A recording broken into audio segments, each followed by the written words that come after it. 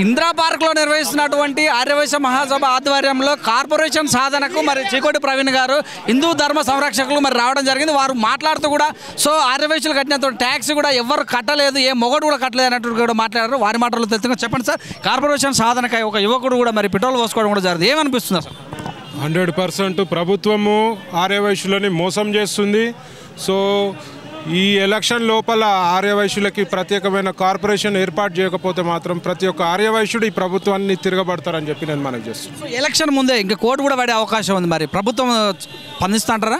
స్పందించాలి, స్పందించకపోతే మాత్రం ఈ ప్రభుత్వం భారీగా మూల్యం చెల్లించుకునే పరిస్థితి ఏర్పడుతుందని చెప్పి నేను చెప్తాను. ఈ సభలు పెట్టి నిర్వహించేసి మరి మీరు కూడా ఒక మాట అన్నారు, నాయకులు జిల్లాల నాయకులు ఒక్కరోజు పెట్టి నెల అనుకోవడం కాదు, దాని విషయంలో మీరు ఎలా ముందుకెళ్తారు? 100% నేను కూడా ఆర్యవైశ్యులు అందరికీ పక్షాన, ఎందుకంటే పేద ఆర్యవైశ్యులు చాలామంది ఉన్నారు, మరి వాళ్ళకి ఆర్యవైశ్య కార్పొరేషన్ సపోర్ట్ అవసరం.